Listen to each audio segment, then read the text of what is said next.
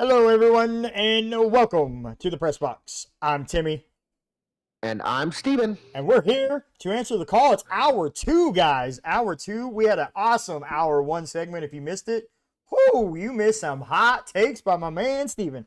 But now it is the NFL. It is the NFL side of it, and I hear he's got a few hot takes on this one too, guys. So, hey, I'm just going to tell you this right now. His takes were so hot in hour one, I had to turn on my air conditioner. That's how hot it was in here. Woo. And I just want everybody to be warned. I'm going to go in. I'm going to go in on a lot of different things this show. I'm going to have a lot of hot takes. Get prepared. Kick back. Get you a drink. And just be prepared. Wow. Because it is going to get spicy. We got breaking news in the NFL. We're going to go over the key games. We're going to see how well we matched up against each other in our picks. The call out in about 30 minutes or so. All that and more on Answer the Call. Guys, breaking news in the NFL that happened. Raiders are cleaning house. Holy crap. They fire offensive coordinator Luke Getsy. They fire offensive line coach James Craig. They fire QB coach Rich Scangarello. They're cleaning house. Yeah, and rightfully so. This is the Raiders are a god-awful team. God-awful.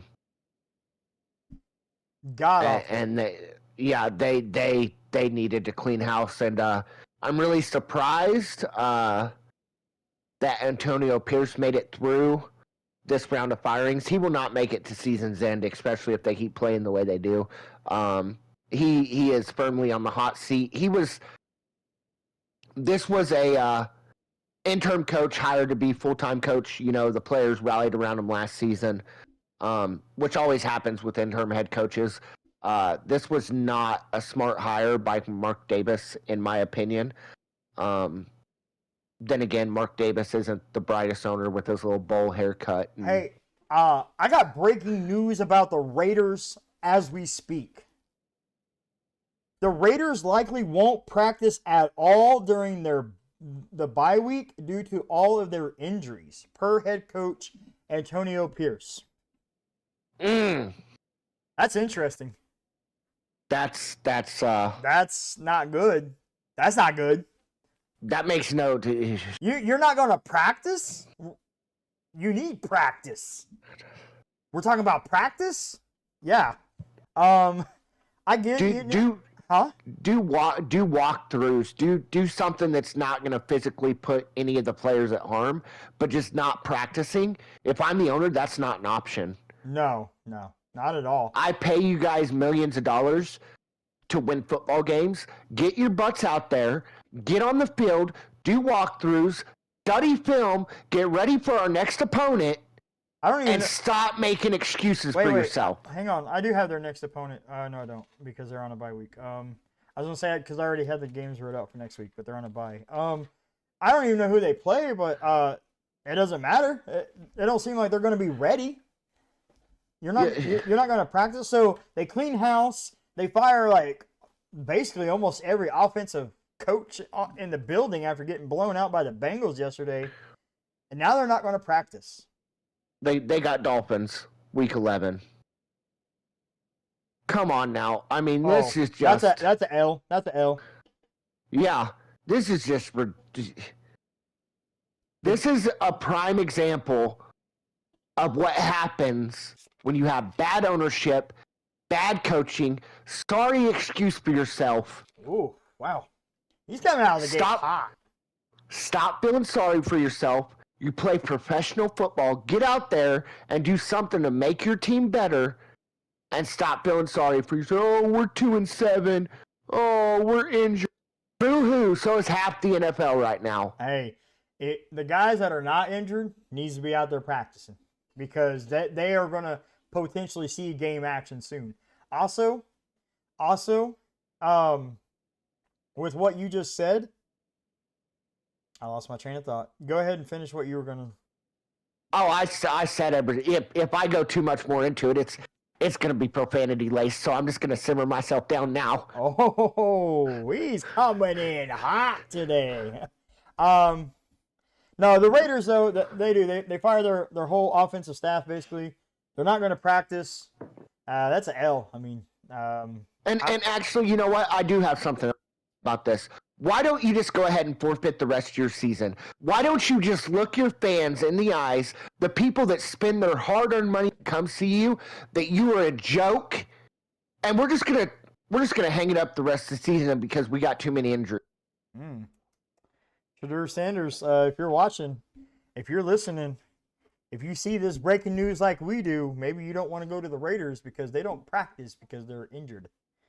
Shador, and I just want to say, if you're seeing this, I am sorry that you are going to be the next Jamarcus Russell because you got drafted by a dysfunctional, disorganized, sad sack of an organization. We also have more breaking news. He is coming in hot. More breaking news, guys, in the NFL. Saints fire head coach Dennis Allen. Promote special teams coach Darren Rizzi to become the interim coach. Hey, do you know who Dennis Allen used to also coach for? The Raiders? The Oakland Raiders. I mean, it's all... It makes sense. So, this is something that should have happened a couple weeks ago, guys. They started out the season hot, and I understand, they got injured, but it still is the NFL. You have a job to do. Next man up. I'm sorry.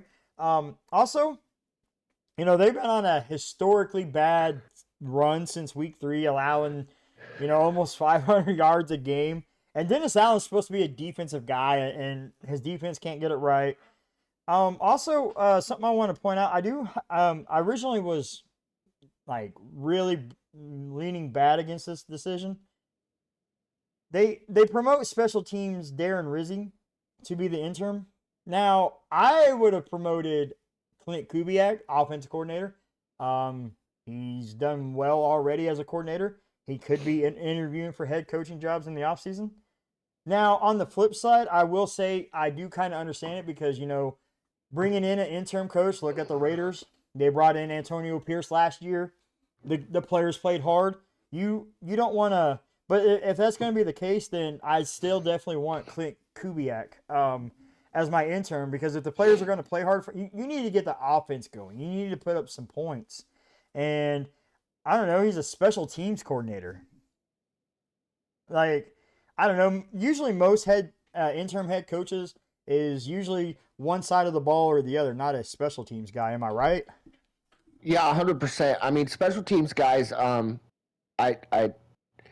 hate to say this, they just don't know much about offensive or defensive side of the football. They may know a little bit about the defensive side, but and maybe they did it because, they got a good OC in Clint Kubiak, a decent DC, and whoever they have. I can't remember the guy's name. But maybe that's why they made the move they did. But it's just, even, I use this as an example. Dave Taub, Kansas City special teams coordinator, has interviewed for multiple head coaching vacancies, and nobody's ever chose him because he just doesn't have that experience coaching offense or defense. So I don't know, guys. They fired Dennis Allen, and it was a move that I said should have happened a couple weeks ago. And Steven actually, he actually defended Dennis Allen. He defended Dennis Allen and that he shouldn't lose his job, that there were injuries.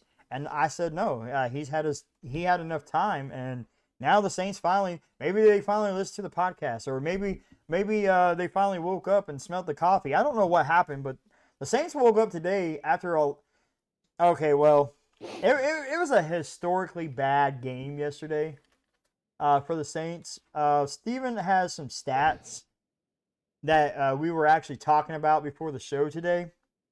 You still got those pulled up, bud? I remember them. all Okay. right here in the top of my head. So the Saints lose first and foremost. The Saints lose 23-22 to the Panthers, and Steven's going to take it away with these interesting stats. So the Saints had 300 plus yards of total offense, 150 plus rushing yards, and won the turnover battle. Teams in those situations was 275-0 before the Saints lost yesterday. 275-0? Yep. And the now, Saints made it 275-1. They're the first team to lose with those stats being put up. Man. You know, there's not a whole lot of bright side to the Saints team right now. Maybe it was because of head coach Dennis Allen. That is remarkable. That is unbelievable. Yeah, for sure. There's just no words to describe. And you know, I don't want to spoil, you know, my call out section here, so I'm going to keep this kind of short and sweet. But there may be more on this later. He's already talking call out? Guys, we're 11 minutes in, and this man is already talking call out. Oh my gosh. On a Monday, we have a show for you. So he gets fired. They promote Darren Rizzi. We'll have to see. We'll have to monitor why that happened. We have a few games. You know, we're going to go over the games a little bit, and Steve and I have a few games that, you know, we kind of want to get into and talk about. You know, we talked about the Saints and the Panthers a little bit. Did you want to keep going, or did you want to save that for a little bit later? I'm going to save the Saints Panthers. Okay. Specifically the Saints for later. This was a hard-fought game by the Panthers. I mean, they needed a win. They deserved to win. And they pulled it out, so kudos to them. Okay. Well, if you guys remember, back on Thursday night, this is just real quick.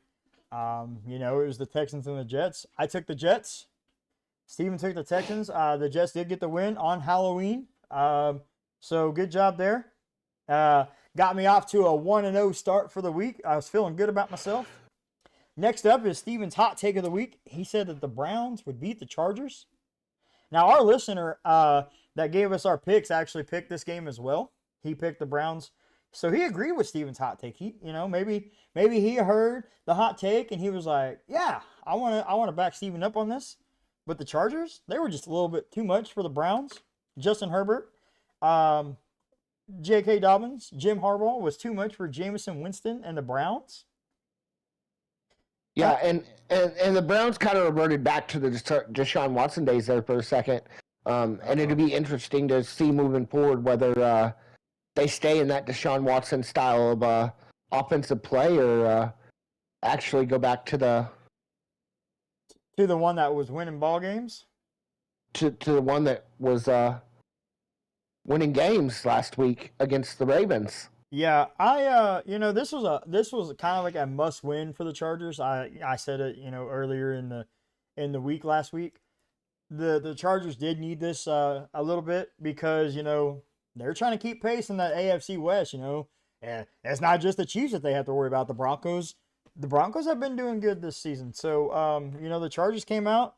They had a game plan. They stuck with it. J.K. Dobbins had, I think, like 85 yards and 2 touchdowns. So, and of course, Ladd McConkey balled out again. So, Chargers get the win, 27-10. And that put me 2-0 in the column. And then the Saints kind of, you know, they ruined it for everybody. We all picked the Saints. And this next one is the Dolphins and the Titans, the Dolphins and the Bills. And you know, this was a game that the Dolphins honestly probably could have won if it wasn't for a bonehead decision. This Jordan Poyer, who used to play for the Bills, he gets a personal foul and roughing, like a unnecessary hit, like unnecessary roughness on a 3rd and 9 down the field. 15-yard penalty sets it up, and the Bills kick a game-winning field goal. Maybe if he doesn't commit that penalty, Dolphins go down and they kick their field goal and they win. I picked the Dolphins. Steven and the listener picked the Bills, so that put me in the loss column again. And I want to go ahead and say this about the Jordan Poyer situation. I realize that maybe by the law of the rule, it was Right. a penalty. Going back and watching highlights of that specific play, it's a very ticky-tack penalty. One that probably shouldn't have been called in that close of a game. Because that ultimately did, alter the outcome of the game. Well, I think if they don't call it there, then it kind of becomes a gray area. Should we call it? Not. And I get that. I think the NFL, and this is a problem I have with a lot of NFL rules. The wording on it needs to be structured in a way where it takes into account the variable of the game. Sometimes, like the college with the targeting rule, they have it must be forcible, right? And so that way, if a player's trying to pull back in college, okay, it's not forcible at that point. Like he just had no other way to go but forward, and he was trying to pull back and stop himself. And I think that's where college rules come into effect a little bit better than NFL rules. It's because there's clear verbiage on those rules, and I think that's one of these rules that where if you just add a little bit to tweak it, that necessarily doesn't get called the way it did. Right. And once again, it was a penalty according to the current wording of it, but it's not one that I necessarily agree with and think should have been called. So, I mean, it did. It altered the outcome, and it's unfortunate for me. I picked the Dolphins, but hey. Also, kudos to Tyler Bass. I mean, he had him a game yesterday. He did. He did. Next up, we all picked the Bengals over the Raiders, and Bengals dominated the Raiders. Yeah. And that's what probably led to the whole staff being fired, basically. Not a lot to say about this game. Bengals never looked back, and all of a sudden, guys, the Bengals were in contention in this NFC North. We kind of rid them off, and we thought it was just a two-man race in the AFC North, and I got to tell you, the Bengals are coming around, and that doesn't bode well for other teams. And they have a big matchup this week with the Ravens. On Prime. Yeah, I'm. Go ahead. On Thursday night primetime. Yeah, I'm gonna be honest. This is still a two-man race. The Bengals are not in contention. Even with them playing better, they're gonna run into the three-headed monster that is Lamar Jackson, Zay Flowers, and Derrick Henry on Thursday Night Football. They've played some bad teams the past couple weeks. They're not the real deal. I'm sorry, Bengals fans. This is probably not what you want to hear. Dang. They're not making the playoffs. And that's just all there is to it. Unfortunately, Bengals will probably bounce back next season as soon as they fire Zach Taylor, because he's obviously not the answer at head coach. Dang, otherwise they wouldn't be in Zach Taylor? Yeah, they shouldn't be in this situation. Every year they start off historically bad before turning around and then collapsing a little bit in the mid-season mark. It's the same pattern every year with the Bengals. They lose their first couple games. They suck. They bounce back, win a couple, 2, 3, 4 games, and then collapse for a little bit. They still manage to make the playoffs. I'm calling it this year. They're not making the playoffs. That AFC, there's too many good teams in the AFC right now for the Bengals to make the playoffs. And Zach Taylor, it starts first and foremost with him. And He is not the answer at head coach. He's a great offensive coordinator. He's not a good head coach. Wow. There you have it, guys. Bengals fans. If you're listening, he woke up feeling spicy. I could tell. I could tell by the energy. He's a little extra spicy today. I like it. I like it. I like when he gets spicy. Next up, we're gonna before we get into one of the games that he really wants to talk about, we got to go ahead and get my hot take out of the week out of the way. I took the Giants. Steven and the listener took the Commanders against me. It was a good game, guys. And Giants played really well. I said this is a division game. Division games, especially in the NFC East, tend to kind of be a little bit closer than the average game. And, Daniel Jones actually played a pretty good game. He went 20 of 26, 174 yards passing, not real stellar there, but 2 touchdowns and no interceptions. So, he did have a fumble. He did fumble the ball. But, so they lose 27 to 22. But what I really want to talk about, guys, is the play and the play calling. I feel like, the Giants kind of they opened up the playbook a little bit more. And they kind of did a little bit more of those zone read options. Daniel Jones isn't the most athletic quarterback, but he can move out of the pocket.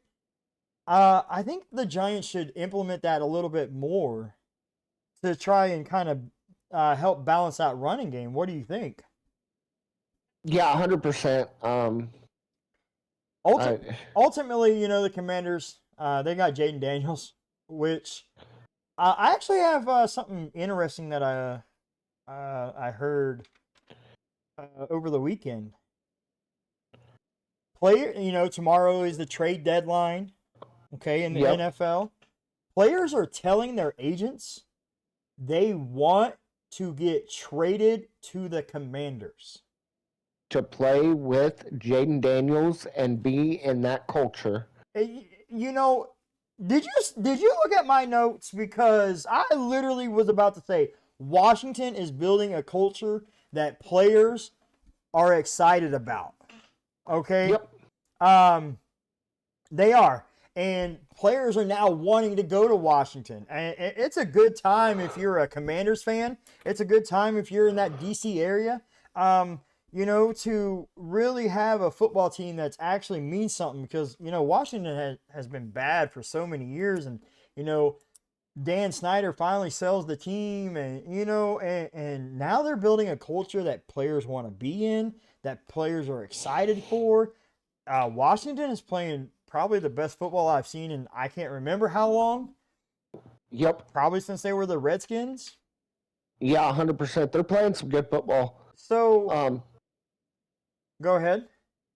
I just lost all train of thought. I'm not even going to lie to you. Go ahead. But yeah, so Washington, these players are, telling their agents like, hey, if a deal comes available, I want to go to Washington. I want to go to the Commanders. I want to play with Jaden Daniels. I want to be a part of that offense and Cliff Kingsbury. And I want to, maybe they're defensive players, we assume that it's all offense, but maybe it's defense. And hey, maybe I want to go play for Dan Quinn, in that defense. Dan Quinn's known for his defense over the years. So it is really fun and exciting to see Washington do so good, guys. I'm happy. I'm happy for it. I'm excited. Yep. And kudos to Daniel Jones for, throwing his first touchdown at MetLife Stadium in quite a while. Like 600 days, wasn't it? Or 300 Yes. Something insane. Just something that shouldn't have happened. But, kudos to him. So, it's a good time in Washington, guys. They win. I lost my hot take of the week. But, that's what a hot take is meant for. It's unlikely to happen, but, maybe it could happen. Giants, maybe you just need to kind of draw up the game plan like you did against Commanders, because, like I said, they didn't have eye-popping stats, but Daniel Jones didn't throw an interception. So it worked for them. It worked for them, and that's all that matters. Right. And use that going forward, guys. It's common sense. It's day one football knowledge. You're taught to find what works and use that repeatedly, and maybe you found your recipe for success the NFC East outside of Washington is not a great division. So maybe you could sneak your way into the playoffs. I doubt it, but Playoffs? I doubt it. But weirder things have happened in the NFL.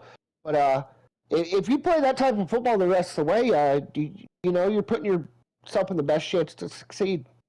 No, come on. Don't talk Giants and playoffs this season. The NFC is so stacked in the wild card.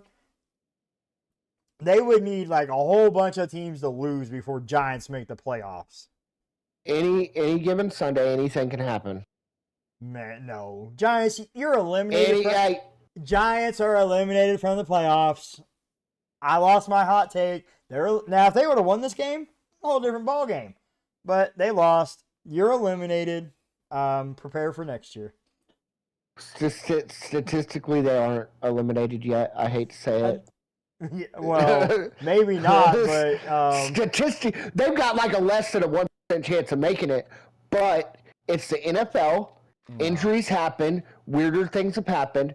Don't count a team out until they're out. Okay. No, that's a lie. Absolutely count the Giants out. I'm sorry, Giants fans. I tried to play it off like they had a realistic shot. They don't. I just really want them to play good football the rest of the way. But yeah, don't get your hopes up on them making the playoffs, Giants fans. Much love. I've been here before. Much love, he says. Much love. Guys, I think we're gonna switch gears just a minute. And I want to do the call outs because you, my friend, have some good ones. You have one good one for sure, right? No, I have nothing but bad ones. I know, that's what I meant. Like you have a good one, like in. Oh, juicy. I've got two good ones. I'm about to go in on some stuff. Let me rephrase that. Good isn't the word. You got a juicy one, all right? You got a juicy one. Well, let me go ahead and knock out a couple of these good ones. Derrick Henry, 100 career rushing touchdowns. Ties 5th fastest all time. He's the first player since DeMarco Murray in 2014 to have 1,000 yards rushing by week 9. So Derrick Henry, man, you continue to climb. I think he's like 8th all time in rushing touchdowns now. So that's crazy. That's impressive. Good job, Derrick Henry. And who knows, maybe you can crack the top 5 before the season's over. So keep doing what you're doing, man. You're running all over anybody that tries to tackle you. You're 30 years old. You're defying all odds. But he kind of reminds me of like Frank Gore. Frank Gore was one of those running backs that he played really well until like 35, 36. So maybe. Yeah, Derrick Henry, maybe he can do that. He's a different breed. And honestly, if he keeps playing and getting the touchdowns he's getting this season, we may be talking about him breaking a rushing touchdown record. He's still got a long way for that, but yeah, I can see that. I can see that if he continues to keep getting those touchdowns. So he's the first. We're only halfway through the season at this point. It's possible. You got a point there. You do have a point there.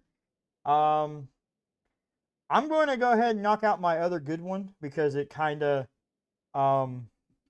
pairs with Derrick Henry, and then I really want to get into those juicy ones from you. So, Lamar Jackson. We're going to talk Lamar Jackson passing. He actually leads the league in passing. Derrick Henry leads the league in rushing. That is a crazy stat that I think hasn't happened in a really long time, that a quarterback led the league in passing and running back led the league in rushing. But so he has the most games with a perfect passer rating. NFL history, minimum 15 attempts per game, I'm assuming. Jackson has 4 games in 86 starts with a perfect passer rating. He passes Peyton Manning, who had 3 in 265. Big Ben, who had 3 in 247. Tom Brady, who had 3 in 333. and Kurt Warner, who had 3 and 116. It's So definitely some elite company. elite company. And Lamar Jackson, he never gets enough credit about his passing. You know, he's been known as the running quarterback, and I mean, rightfully so. This season, he is proving that he is a passer, and he is so you know he won the MVP last year. He is like basically doubled and tripled, like he's almost tripled his touchdown from at this point last season to this season, and he's doing a really good job, having a really great season. The Ravens are doing good. Derrick Henry, Lamar Jackson, keep doing what you're doing, keep balling out. Yeah, for sure. He's doing great, and I know I give him a lot of crap for being a running quarterback, but he's having a really good season, and you love to see it. Hey, I've got a bad call out. Real quick before you, because yours is really juicy. Yeah. So Drake quite London, moist. London gets hurt, and they say that he got hurt on the touchdown, but he did that stupid falling pencil celebration that we're calling it. That is the dumbest thing. And guys, if you don't know what we're talking about, it's taking over the NFL. Amon-Ra St. Brown did it. Drake London did it. But anyway, so they kind of do like a headstand, and they just kind of sit there, and then they just like fall. I don't know, kind of makes it look like if you were setting a pencil up on its eraser, and then all of a sudden it fell. I don't know. It looks kind of stupid to me. But you know, they score, they get to celebrate. They say that he injured his self on the touchdown, but if that was the case, then why would you do that celebration? After the celebration, he got up limping, hurting his hip. So, Dude. I don't know if it was the touchdown or the celebration, but if you hurt yourself on the touchdown, why do a celebration like that? That where you're standing on your head and then just like falling over. Yeah, I mean, not only does it look really bad, but then you injure yourself on top of it. Like, come on, man. Stop doing it. Find a better touchdown celebration. I don't know. Yeah, go back to the gritty. The gritty, nobody got hurt. It was fun. It was cool looking. Oh my goodness. And the fact that they got that from a high school player just makes it all the better. Actually, honestly. the injury, we'll have tests done, but the belief is he suffered a hip pointer. Because he landed on his hip from falling like a damn pencil. So, anyway, that's what I got. I want you to take it away with your harsh calls. So I actually got 2. And I want to get into this first one because I beat this to a head. I feel like, you know, it's become a day or a weekly thing where I have to go in on this.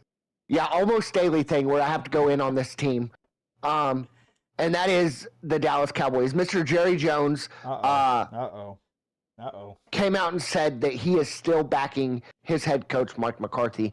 Dak got injured in yesterday's game. The Cowboys played like dog doo-doo. What more do you have to see from your head coach, from your team, to get you to wake up out of the dementia-riddled coma you're in right now? I don't understand. This is not the Jerry Jones that I grew up watching. This is not the Jerry Jones that was so controversial in his takes of his team and head coach for all the right reasons. You know, now he's just controversial for all the wrong reasons. I don't know what more has to be said about Mike McCarthy or shown from Mike McCarthy for you to get you to make a change. He is not the answer. He hasn't been the answer. He will never be the answer. You are literally putting your team, your fans, every week through just atrocious play. I wanna point out something real quick. I picked the Cowboys to in this game to win. You and the listener, by the way, is a Cowboys fan. The one that gave us our his picks this week. He's a Cowboys fan, and even he picked against the Cowboys. So that's pretty bad when the own fans are picking against you because they know. I mean, and here's the. Oh, go ahead. Go ahead. No, you go ahead. No, go ahead. No, go ahead. So Jerry hints at trades in the mix because he says that the Cowboys are still in the mix. That they're still right where they, that they can make moves and get on a run. He says help is on the way. Who's going to help them? Who's going to help them? There ain't no help on the way for your... You have to win out and have teams lose. There ain't no help for you. You have no salary cap. You have no salary cap. You have no head coach. Who's going to want to come play for you right now? America's team my butt. America's laughing joke right now. Oh, man. He is on it today, y'all. I mean, you making Mark Davis look like a god owner compared to you.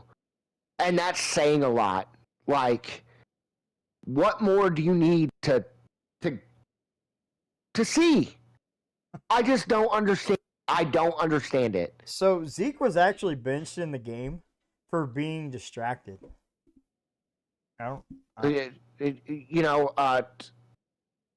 Why? I mean, I don't. Why are you distracted? But I mean, Zeke isn't doing anything. I mean, why is he even starting?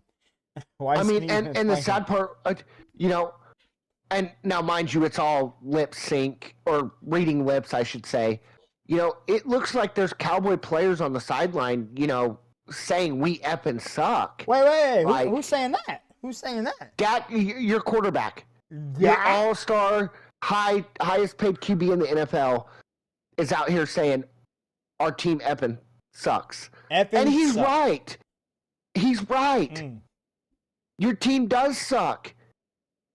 You spent all your money on 3 players. And one of those players is injured, and the other is a mediocre quarterback at best. Woo! Your best player on your entire team is a wide receiver, and everything runs through him. There's no semblance of a balance of attack. There's no run game. There's no other wide receiver help. There's no defense. Just put it to bed. Do what you can to get some draft picks. I don't know whether you need to sell the team, whether you need to, be checked into a loony asylum for your mental illness that you have right now. Because this is not it. It's not. And it's a joke to even think that, you think you have a shot at making the playoffs. You've got a better shot at winning a wet t-shirt contest than you do at making the playoffs. Jerry, I'm just so disappointed. All right, so there you have it, guys. He gave his take on the Cowboys. He has another one that he's probably going to get a little passionate about as well. Okay, and I said I wanted to talk about this. It's the Saints' move to the interim head coach, special teams coordinator, Darren whatever. Rizzi. That's how much I just don't care for this move. It's absolutely atrocious. You got a great coordinator in Clint Kubiak. Give him the reins. See what he can do the rest of the year. I realize I said interim head coaches, rarely pan out the next year. Clint Kubiak is a special case. He's a great OC. I think he'll make a great head coach. This entire Saints team right now is just in a state of dysfunction that really ever since Sean Payton stepped away as head coach and they turned it over to Dennis Allen. I didn't think that was the right move then. I don't think it was the right move now. There's been periods where, Dennis Allen is, with all his best pieces, have been a subpar head coach. There's also been points where he's been a really good head coach. But for the most part, it's been bad. You are openly shopping players, which is what you should be doing right now, getting those draft picks.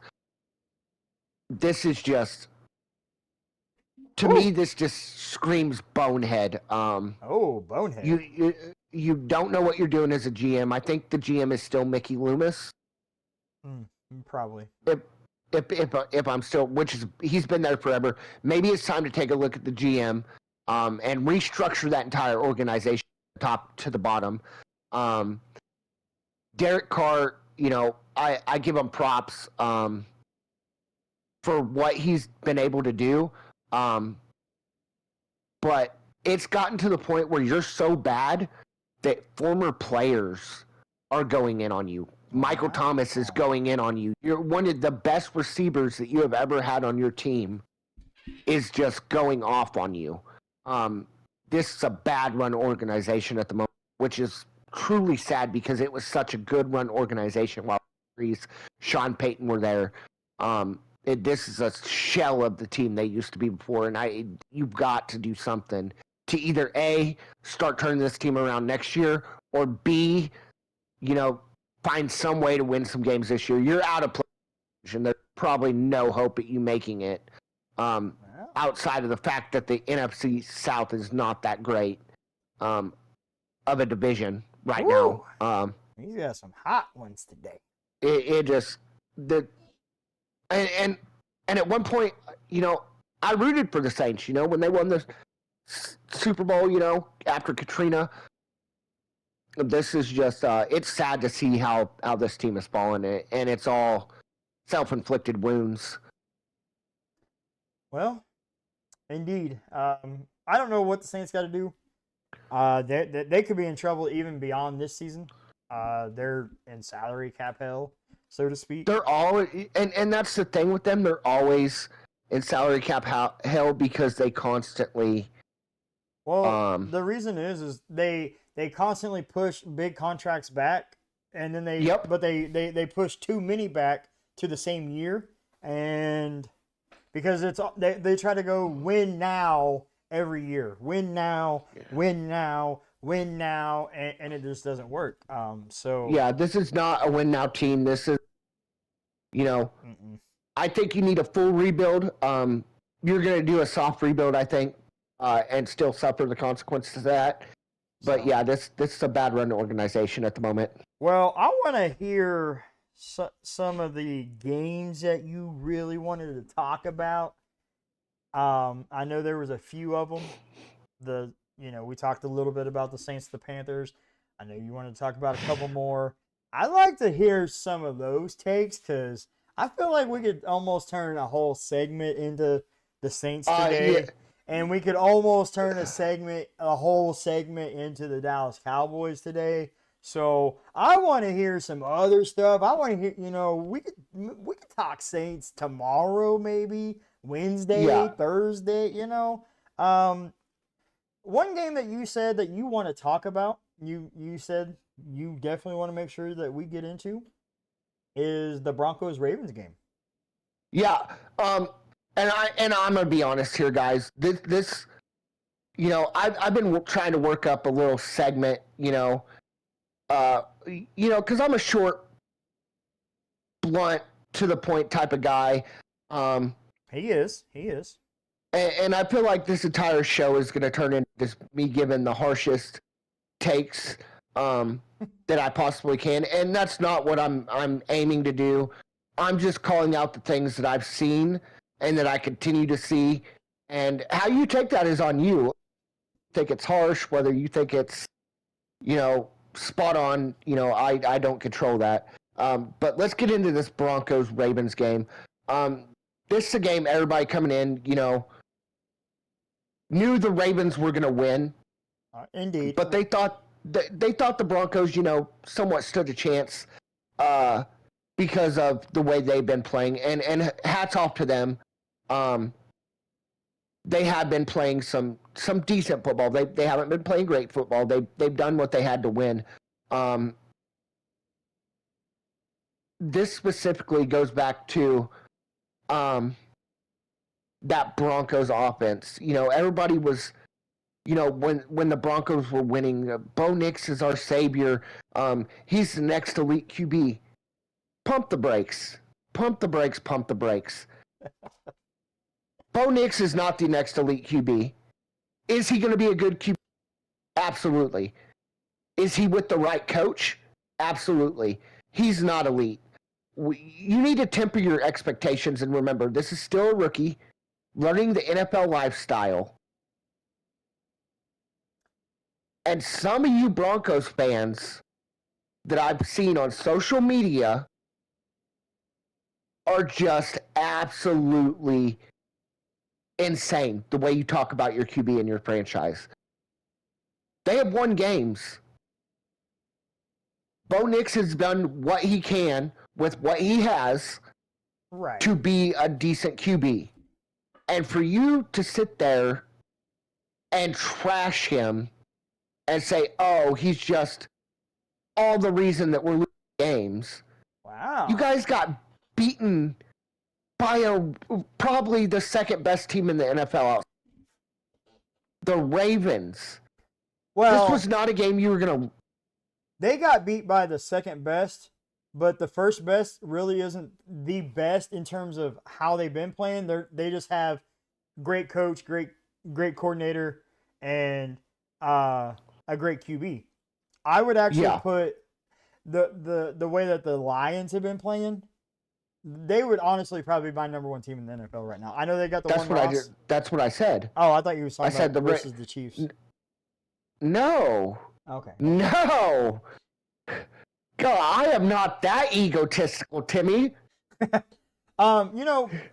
Broncos, they've had a really good season, and Bo Nix is won more games as a rookie than any other quarterback in Broncos history. And I mean, that's not saying a lot, but I mean, they also used to have John Elway. So I don't know, like they were outmatched in this one from the get go. We all knew it. 100%. Now the listener actually was on the Bronco hype train. He was a big Bo Nix fan. He's a big Bo Nix fan. He actually picked the Broncos in this. Me and you picked the Ravens in this one. We knew that the Ravens were going to win. I didn't see it going like this, though. The Broncos defense was actually really good. Allowing like the best, like only 4.4 yards of play coming into the yesterday's game. And so I really kind of thought it was going to be a more closer game, like, I don't know, like a 23-20 or a 27-24 style, something kind of close. The Ravens just kind of came in and said, hey, we got King Henry. We got Prince Lamar. We added another weapon that I think he only saw a little bit of the action yesterday, but they didn't need him to. Zay Flowers went off.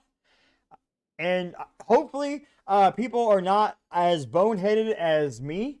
I looked at this matchup and I was like, hey, Zay Flowers versus Patrick Surtain. That's not a good matchup. I don't like that matchup. And this could be a game where the Ravens rely more on the running attack versus the passing attack. And I actually benched Zay Flowers. Now, the move does kind of pay off for me because I benched him and I started JSN.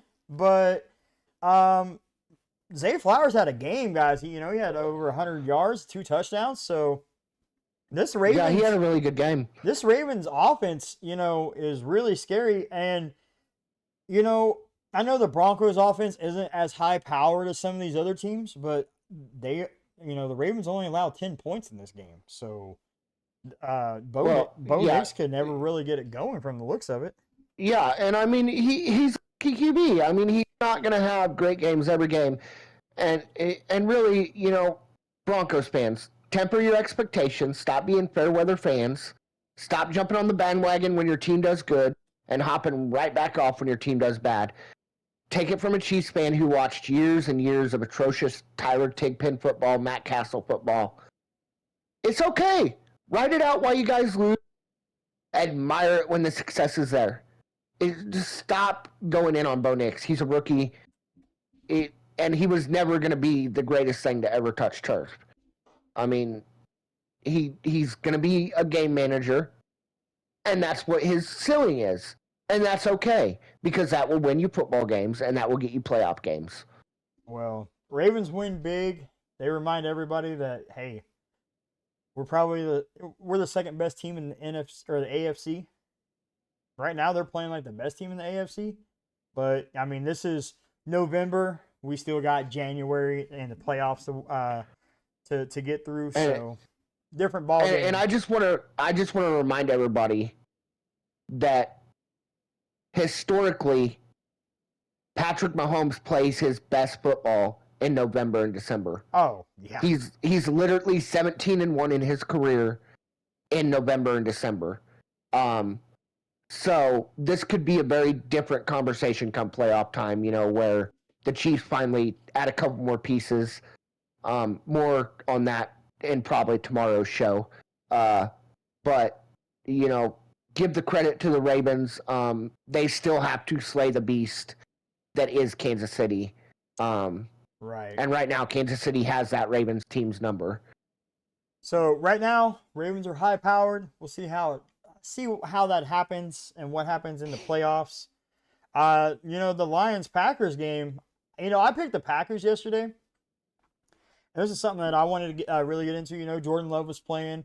It was a home game for the Packers. I picked the Packers. You and the listener picked the Lions. I picked the Packers because it was a home game, and Detroit has not played in a outside game all season. This was their first true outside game, and I thought maybe the weather might have something to do with that and play a part. But really, the weather kind of hurt the Packers more than it hurt the Lions, and the Lions didn't seem like they missed a beat at all.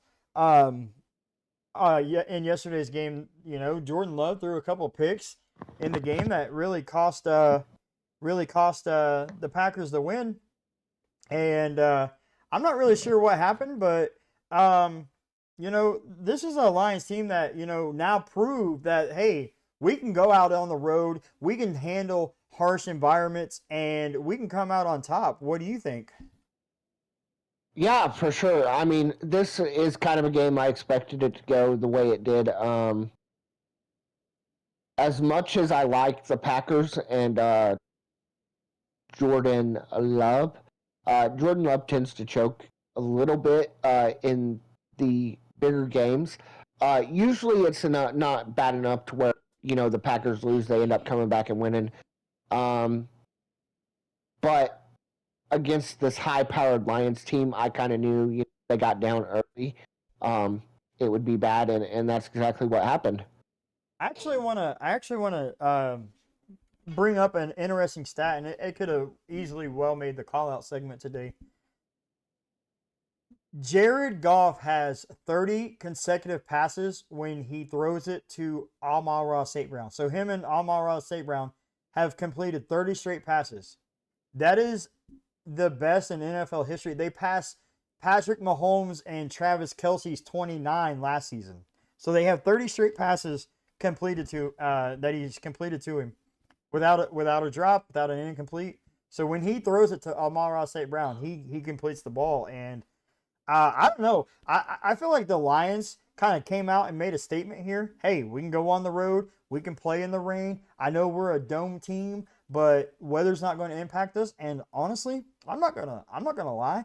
It kind of feels like this Lions team is playing a little pissed off this year, And they're I know they got the one loss, but that one loss is not something that they need to hang their hat on, because they're playing lights out. They're playing great team football, and I'm actually excited to see how the Lions do this year. Yeah, for sure. Right now they're on the NFC side. They're my team to make the Super Bowl. Oh, okay, I like it. It's either going to be a Lions Chiefs Super Bowl or a Lions Ravens Super Bowl. I'm leaning more towards the Lions Chiefs. Okay. And really, as much as I want the Chiefs to three-peat, I would not be mad if the Lions won their first Super Bowl. Oh, that would be awesome. I wouldn't be mad about it. All right. So another game that you said you really want to talk about is the Bears-Cardinals. I picked the Cardinals. You and the listener both picked the Bears. Yep. The Cardinals won 29-9. So let's hear what you have to say about it, because before the show, you got a little fired up. Yeah, so This is there's no easy way to say this. Caleb Williams, after 9 weeks in the NFL, is a bust. A bust? He is an absolute bust. He's a bust? He's had a lot of games with hardly any passing stats. He is not the answer at QB in Chicago. I know he tricked us there for a couple weeks where he played some really good football and we thought he was starting to turn it around. Caleb Williams continues to show everybody why Jaden Daniels is the clear-cut QB1 from this class. He's not playing good football, and there's no excuse. He has weapons. He's got Keenan Allen. He's got Rome Odunze. He's got DJ Moore. He's got Cole Kmet at tight end. He's got a decent running back. There's no excuse for him playing this bad. He can't read the defense. He's just not a good QB. I think he, at the end of the day, yes, they're winning football games, but how much of that is on Caleb Williams? None of it at all. The first 3 or 4 games they won because of their defense and run game. His very first game, he had 95 pass yards, no touchdowns, 1 interception. He is a bust. And I'm sorry, Chicago fans. I'm sorry to be the first one to have to tell you this and give you that reality check. They're not making the playoffs this year. If they keep especially if they keep playing the way they do. I'm telling you right now, they're not going to make the playoffs. I don't think that it's all Caleb Williams' fault.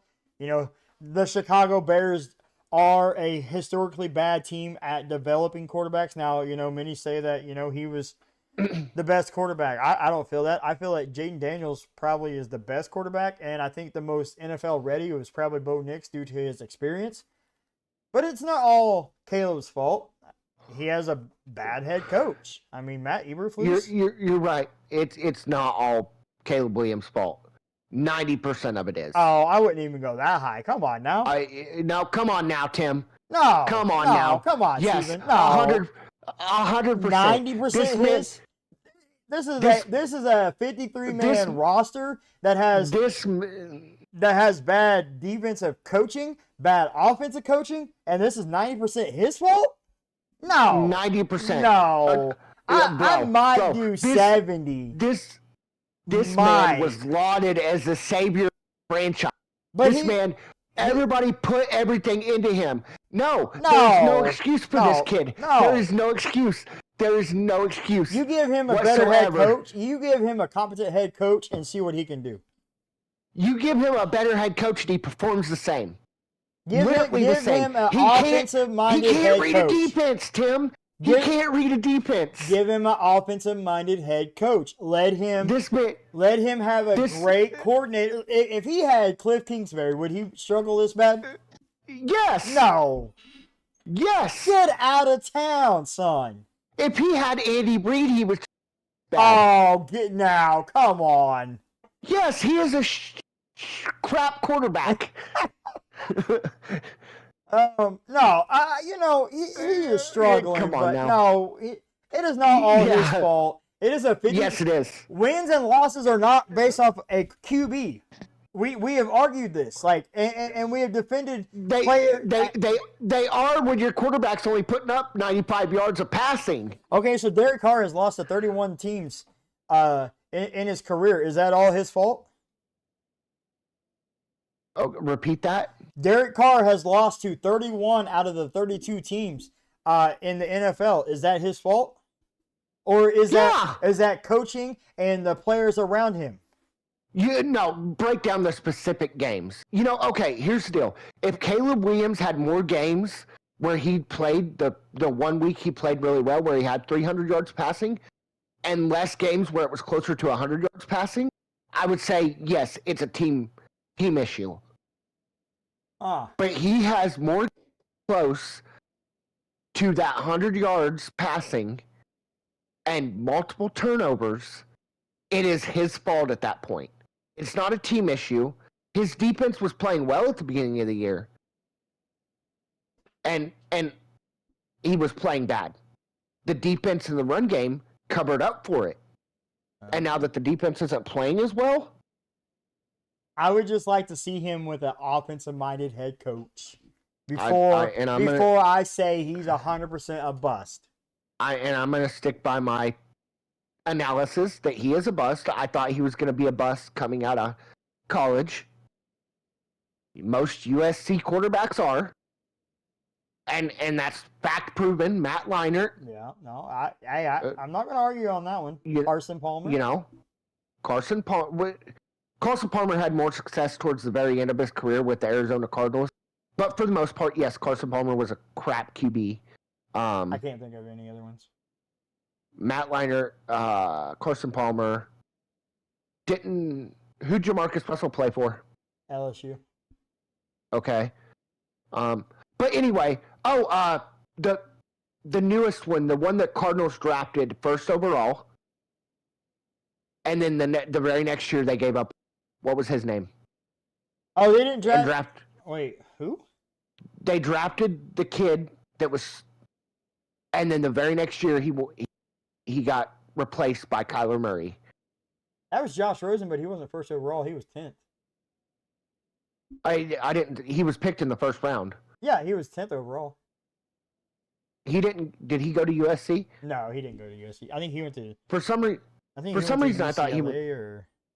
For some reason, I thought. But anyway, there's a proven track record of USC quarterbacks not doing well in the NFL. I didn't think this kid was going to be good coming out of college. I still don't think he's going to be good. And until he proves me otherwise, he's going to have the bust label. Okay. That's all there is to it. And you can agree to disagree with me. I still love you at the end of the day. Your opinion's your opinion. My opinion's my opinion. And I hate to tell you this, but my opinion is right.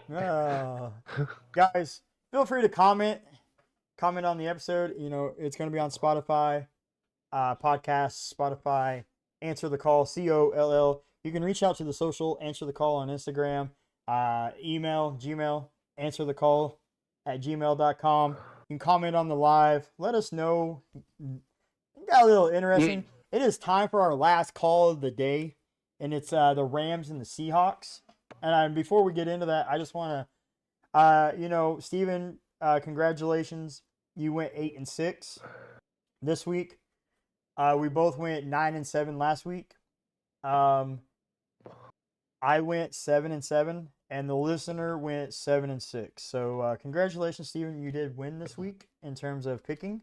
I had a really rough outing, especially with my hot take and then picking the Cowboys. But anyway, you won.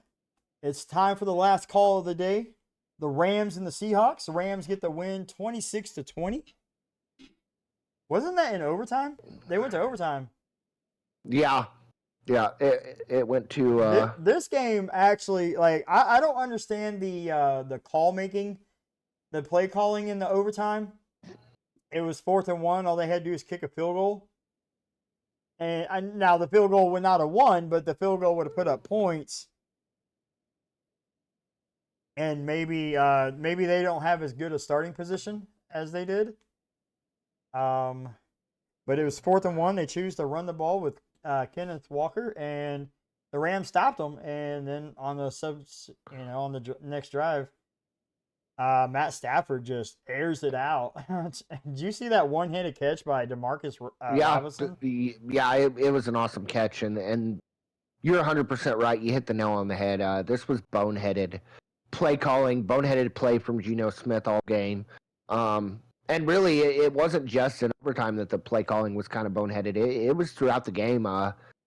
Mike McDonald kind of showed his rookie coach colors there, and this is a game that the Seahawks should have easily won. And this is the game the Seahawks needed to win. Yeah. After the Cardinals beating the Bears, and what was the other one? 49ers were on a bye, so they didn't play. And the Cardinals, beating the Bears. This was a game that the Seahawks needed to win. And now you've kind of let the Rams back in the NFC West division race. It's anybody's ball game at this point. But the Seahawks tend to seem like they're trending down. And like you said, rookie head coach Mike McDonald really showed his inexperience in that play calling. Like I said, a field goal does not win in overtime, but it now does put the pressure. Like it puts the because I kind of feel like the Sean McVay, Matt Stafford, in that offense, it was like, hey, we know all we got to do now is go down and kick a field goal, and we win the ball game. And I think that really opened up their playbook, and Stafford kind of had some fun. He had some fun with it. Yeah, I mean, for sure. It was just, and I'm since last year, I've been kind of a Geno Smith fan, and I wish him the best because he did have a truly awful start to his career. Oh, yeah. But this was just a game that should have went the complete opposite direction, and I mean, Puka Nacua got ejected in the first half. Like, yeah, for throwing a punch. The Rams lost literally their best offensive player, and you couldn't capitalize on that. You couldn't do anything with that. The Rams were being talked about as being sellers at the trade deadline. Now all of a sudden they might be buyers at the deadline. They could go out and try to get a few maybe pieces on defense, or I don't know, maybe an offensive lineman or something. They could easily go out and try to make a deal at the deadline because they're definitely not out of the playoffs. They're not out of the NFC West division, and Sean McVay, he's usually kind of quiet at the deadline, but maybe he's like, hey, we need to go get that spark to go make another run at the playoffs. So I really like the Rams here. I really like them. Yeah, and I mean, this truly speaks volumes to how bad that the NFC West is this year. Normally, we're talking about how good the NFC West is, but I mean, every team has just played kind of up and down all year long, and it's probably the second worst division in all of football right now. Behind the NFC South. Behind the NFC South, and that's, I mean, that speaks a lot that you let the Rams back into it. Yeah, and Puka Nacua is going to be, he's healthy. Cooper Kupp's healthy. Kyron Williams is healthy. Matt Stafford's probably playing some of the best ball of his career. He's over there dodging people and pushing people off of him, and he doesn't look like a 36, 37-year-old quarterback right now. He looks a lot younger than what he's playing. So, yeah, for sure. I mean, he's playing some good ball. He's got some mobility in his age. So, and Stafford's a true pocket passer quarterback. He doesn't try to scramble very often, but he doesn't really scramble, but he keeps the play alive just enough. And hey, it's working. The Rams are winning. I'm happy. I was actually gonna, like, growing up, I was gonna become a Rams fan, because I was like, I'm not gonna be a Chiefs fan. Too many people in the area, are Chiefs fans. But I was like, okay, I'm gonna become a Rams fan. And right as soon as I said that was the year that they moved to LA. So I was like, come on. So I mean, I've kind of always wanted to root for the Rams. I'm rooting for them here. Out of all four teams, I think Cardinals, Rams would be the ones that I want to see make it to the playoffs from the NFC West. So we'll have to see what happens. We got half of a year of football left, guys, in the NFL. So it's definitely the most exciting time of year. College football in the playoffs. The NFL playoffs are starting to heat up. It's that final stretch, the second half of the season for the NFL. It's a great time right now, and I'm excited. And really, the from like week 8 to like week 14 really shows you the contenders and the pretenders in the NFL. Oh yeah. So we got a lot of great football still to come. I do think we're out of time today. I think we had a great show, though. We had a great show for y'all. If you missed it, it'll be on Spotify. Answer the Coll, COLL. Like I said, you can reach out to us there. You comment there. Comment on Answer the Coll on Instagram, and let us know your thoughts and opinions. And if you want to get in on the weekly pick'ems that we do, just let us know. Do you have anything to close out, bud? Yeah, I've never done this before. I'm gonna open it up to this.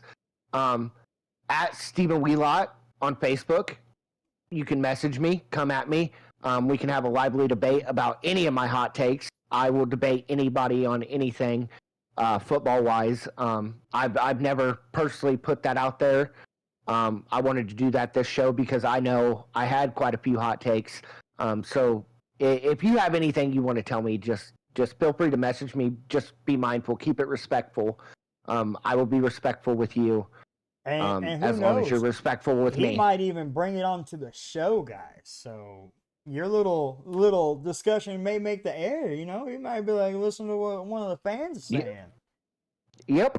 So we're out of time, guys. We do thank you for listening, whether it's your first time or your returning viewer. I'm Timmy, And I'm Steven. and we answer the call.